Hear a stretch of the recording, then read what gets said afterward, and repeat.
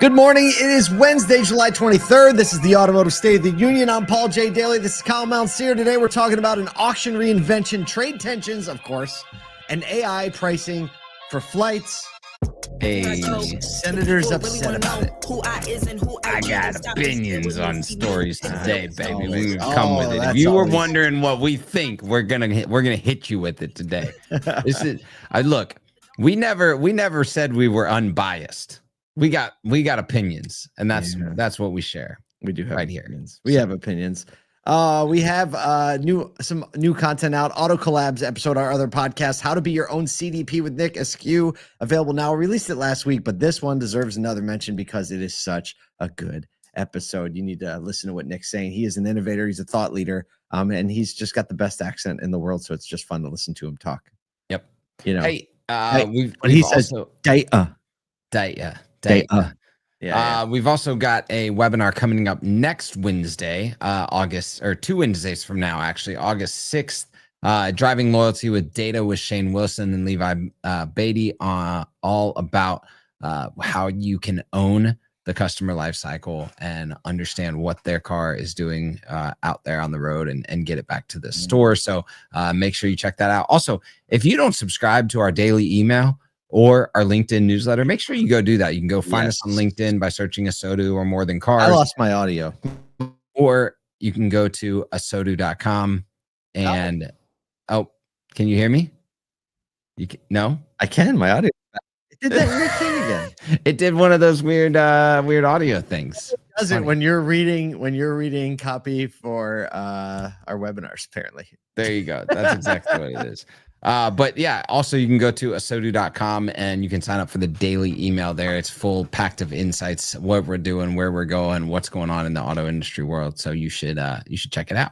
All right, let's get into some news. The U.S. automakers, GM, Ford, and Stellantis are all pushing back against the new trade deal, lowering Japanese auto tariffs from 25% to 15%, while tariffs on Canadian and Mexican imports are staying at 25%. Detroit 3 are warning this imbalance threatens the U.S. auto industry and jobs. Matt Blunt of the American Automotive Policy Council said any deal that favors Japanese imports over U.S. content, high U.S. content North American vehicles is, quote, a bad deal for the U.S. industry and auto workers.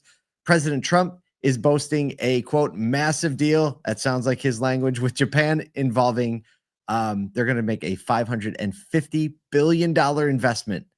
That's $500 billion, isn't it? It's $500 billion. As well as tariff cuts, calling it a historic win for U.S. automakers. Details are still murky on whether Japanese cars and parts will get carve-outs from existing tariffs.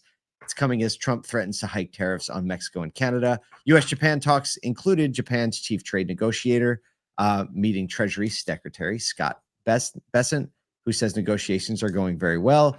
Japanese automakers are continuing to invest in U.S. production with significant commitments from Isuzu and Toyota, aiming to boost local manufacturing jobs and manufacturing overall. Look, the whole spin on this one goes back to the cars report on where the cars are actually made and how much stuff is actually manufactured in the U.S. I would call this a bad deal for the U.S. big three automakers, and maybe not the U.S. industry and auto workers, because it seems like what we're actually going to get is more plants, more parts, more cars built in the U.S.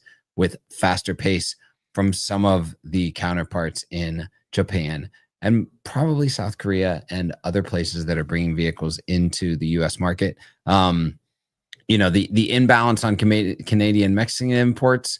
Hey, there's still a question mark around BYD being in Mexico. You got to keep that out.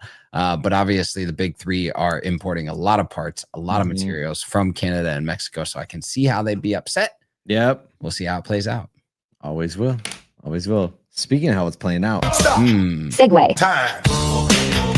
According to recent data from Cox Automotive, NADA, and BCG, the traditional used car auction model is failing franchise dealers due to rising fees, transport costs, and poor condition reports. Dealers are shifting fast to private party acquisitions, creating a more local and cost-effective supply. So here's some information data from the reports. Auction-sourced dealer inventory fell from 27% in 2019 to 18% in 2023, while private party sourcing grew from 10 to 15%. Buy fees have increased by about 50%. Transport costs are up by roughly a third, And lane prices remain inflated, which are all squeezing dealer margins. The Manheim index peaked at 234 in 2023, but lane conversion rates dropped to around 58 to 64%, below, it was 70% back pre-pandemic. And ADA projecting private party sales will hit 40% of the used car market by 2025, signaling what looks to be a permanent market shift. Industry experts saying, quote, winning in used cars starts with buying smarter, not just selling harder, as dealers adapt to what they're saying is auction 2.0. Yeah, I mean, Carvana moved the cheese on this one, and dealers started to figure it out. Their dealers are figuring it out in the service drive. They're figuring it out from private party acquisitions, from all the vehicles that are listed online, increasing, trade buys, making sure that you win the trade. These are all parts of a profitable used car business, and we've known for a very long time that the auction is the lowest profitability when it comes to used car acquisition, because you have a time issue, you have a cost issue, and speed to retail is everything. And especially if there's any level of compression of the market, if you're not buying in the lane and buying from private party acquisitions and making that part of your strategy, then you're just falling behind. It's just a fact of the matter. To walk into a dealership and not see, that rising, it's actually surprising to me that it's only 10 to 15% of the sourcing across dealerships. It's probably because some is down in that 0 to 2% because just people haven't caught up. But I would say if you're not in that 30 to 40% range, then you're just losing profitability that's just sitting there ready for you in the market. I think this is also just continuing opportunity for dealers who build a strong regional brand. Yeah. This is where your brand building efforts actually can come back into your acquisition lane. And that isn't something that's historically been thought about a lot or broad scale. But now when you think about your marketing spend, when you think about how you're building your brand strategically in the market, this is also a really clear pathway into getting consumers to trust you enough that you're going to give them a great price on their car and are a great place to sell your car. So all the things align. And I think in the end, this gives dealers what they want, which is more control over their inventory flow. Yep. Speaking of control over their inventory. Segue. That's a good one. That's a good one. Good segue. According to Senator Ruben Gallego and other senators, Delta's new AI-based ticket pricing strategy could unfairly hike costs based on individual passenger data. Senators worries this could squeeze consumers financially during tough economic times. They're demanding clarity on what data Delta uses and how widely the AI pricing will be implemented. Currently 3%, but plan for 20% of routes by year end. So that, Delta's really trying to press into this pricing model. They say that AI tech streamlines longstanding dynamic pricing and denies using personal data for individualized offers.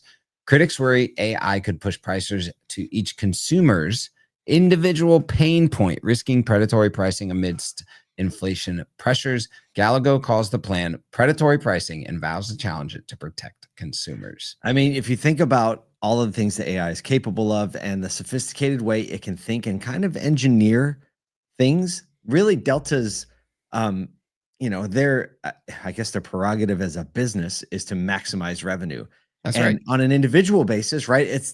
It's like pushing me as close to my pain point on a flight price as you possibly can. I hate it, right? Because I don't like the idea that I potentially, especially because business travel, I'm willing to pay more for a flight than someone that isn't familiar with the pricing scheme. But are they using personalized data to do it? I know they know what I've paid historically. Right. So are they not using that data? Like, I doubt it. Right. I doubt it. So I'm glad that they're looking into this. I mean, again, it's like, is it predatory? I don't know if it's predatory or if it's just like everybody wants someone to pay as much as they'll possibly pay for a thing. And a flight is There's a fine line between predatory and profitable. There is, because a flight is, a commodity, right? It's something you have options on. You can go to other airlines, you can do other things. I mean, you make choices based on convenience, based on preferences, right? Like, do you like the free Wi-Fi? Well, then you might pay more for your flight. So again, like, I don't know. I don't like it, but agree with it. And I don't know, the senators are doing their job, Delta's doing their job, and hopefully in the end, like, we all get the flight we want for a price we can afford. That's all I want. I just don't want a high price flight. You just want an upgrade. and you want to sync your seat back seat to your account. Do you do that when you're on a Delta flight? Do you like do the sync up? No, I really don't. And it's because I don't really like watch shows or whatever on there. Really do that. The only time I'll ever watch a show if it's like super late and I'm just like, right, you're just done. Yeah. Total toast is super rare. And also I think it's funny, like put your name on the screen so then everybody around you knows your name. Everyone's like, oh, there's Paul. Hey, look Paul. at him. Maybe I can I can't change my name on the yeah, app. because no one ever looks at anybody else's screen on a flight. Never ever.